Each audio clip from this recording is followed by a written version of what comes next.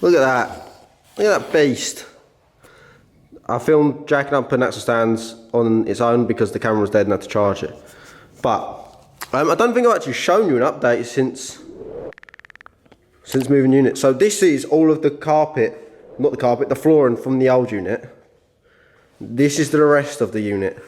This is not even halfway through this wall, so you've got a lot more to get. What's he got in his mouth? He's dropped it. What did you have? Right, good talk. So yeah, like I was saying, the carpet, look, why do you call it carpet? The flooring, not even halfway. It's not done yet, obviously. This still needs all the passport and stuff. We've got the old subscribe record plaque because I just think that's cool. That's why I kept it.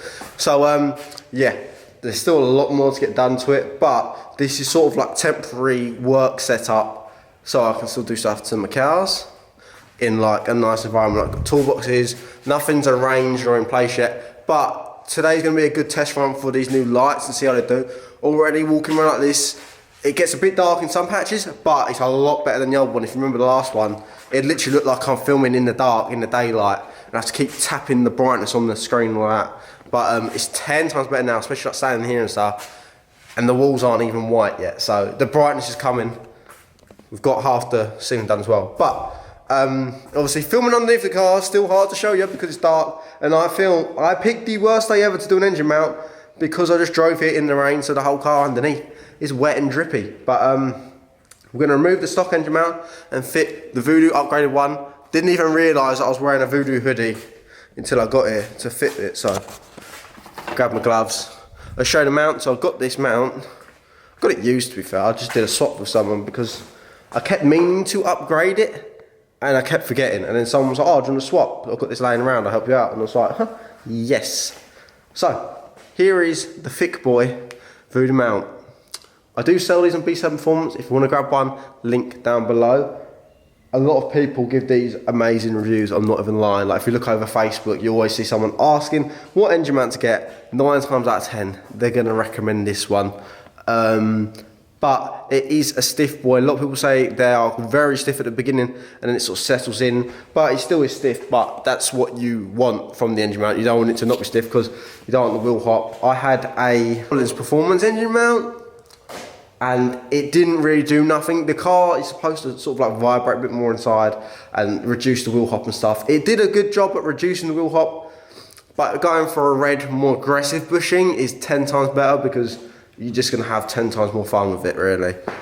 The goal is to have the whole car on black bushings at some point, but that's going to be horrible to press them bushings in. But we've got a work helper today. So first, let's just remove the stock one and then we'll get to fit a new one. Very simple to remove. I believe these ones are a bit of a nightmare to fit simply because of how strong the bushing is. You've got to squeeze it back up in there, but we're going to get it done either way. I actually bought a torch down here to film this as well, but that's natural light is looking really good anyway. I'll just leave it natural because the light is actually ruining it for once. But yeah, so these are just 13s, literally all of them. Some of them need a deeper socket. If you didn't know, I've been filming and removing these engine mounts since car parks 3 years ago after work. So I am a bit of a professional when it comes to removing said engine mounts. And if you're wondering why mine are all loose, I cracked them loose a minute ago.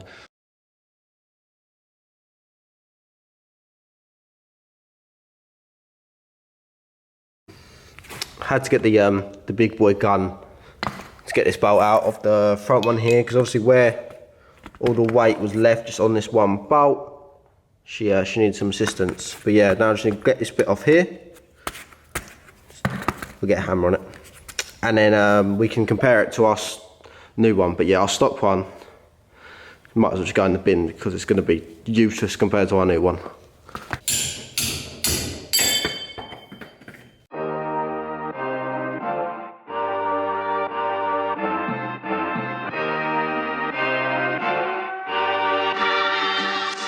As you can see side by side, this one's got a hell of a lot of girth. Now, even on this end as well.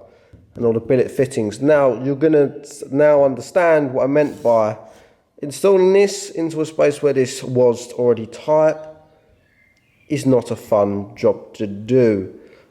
She's gonna need a lot of lube. She's gonna need lube. She's gonna lube.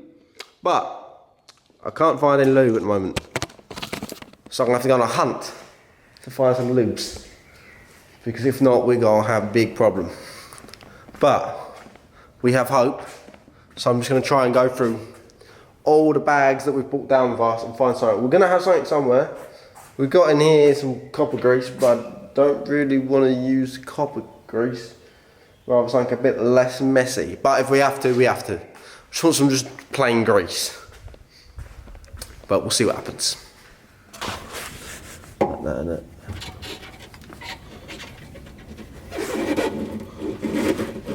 And here you can tell the part which I wasn't looking forward to. If you can't find any lube, hammering a block of wood is just as good as a job.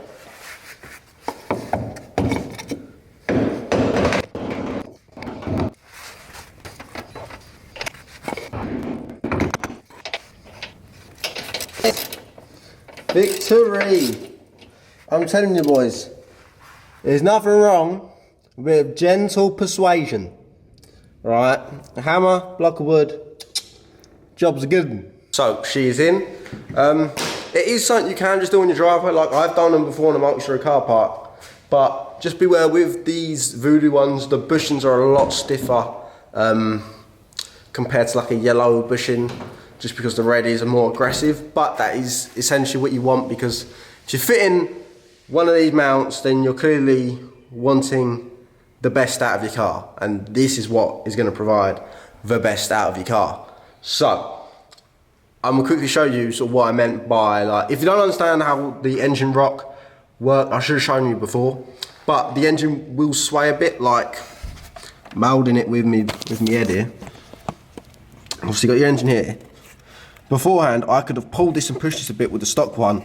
Now this engine is not moving, like it is going nowhere. There is this one here, you can upgrade this engine mount as well, but everyone sort of just goes for that lower one simply because it's kind of the easiest fit. Like I said, if you haven't got grease, they do come with grease like from brand new. A hammer and a bit of wood goes a long way, nudging her in there.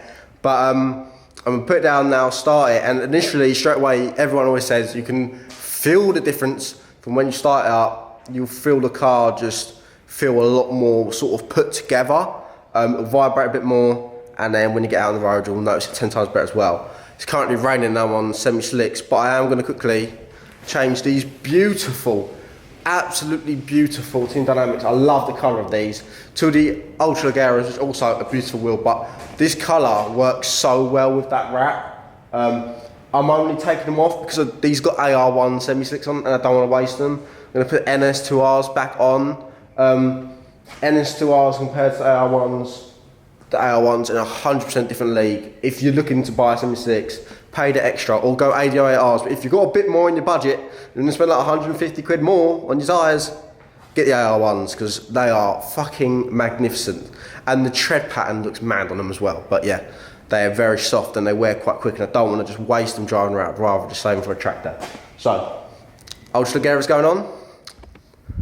Beautiful Team Dynamics coming off.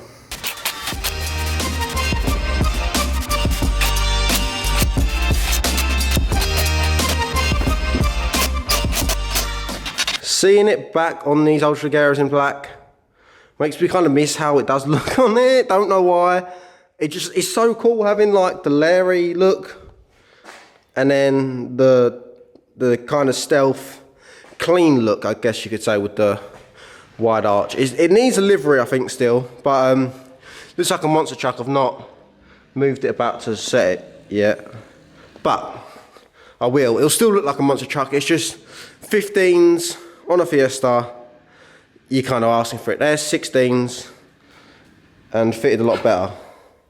Do you think it looks good? Go for yes. Okay, you don't like it. I think it looks cool anyway. He disagrees. But it looks so sick in this unit. I fucking love it. Oh, she's a beauty. Look at her, just quick. Jeez. Love that. Right, I'm going to start it up and see how we feel with the new engine mount. First thing first, I'm just going to torque these wheels as well. Let's start her up, boys. See how what's going on. I'm about to sit on a bunch of keys. Oh, I missed them. Alright. Let's see if we can notice any differences on just initial startup, like not driving, just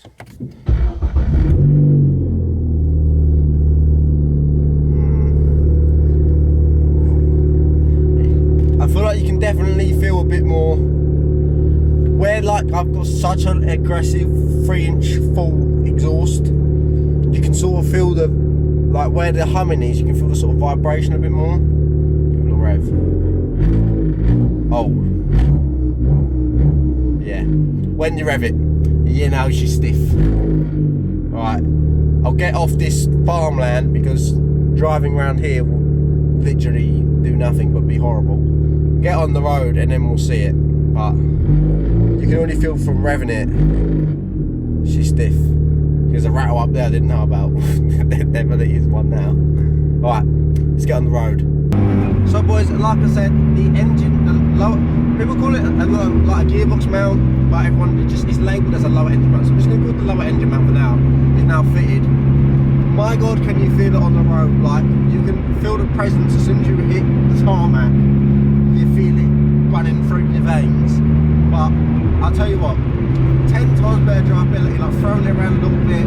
Won't do a bit because I've got a doggo with me, so I'm not going to be a dick because I care too much about the doggo. But you can definitely feel the car in a way feels more planted. You can just get power down more progressively and just hit it more. Where usually you feel the wheel up and it like bounce a bit in your hands.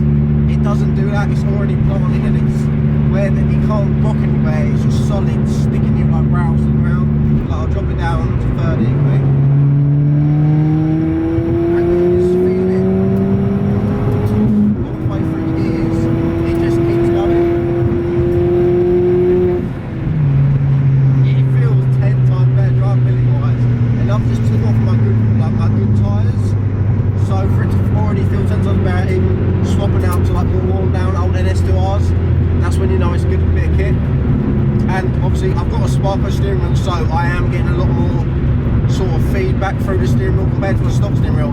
I can feel a lot more coming through this and it feels 10 times better. So I'll wait till I'm home and we'll wrap up this video, but it is sick. Like, it's proper like twisty here where I am, and it's just like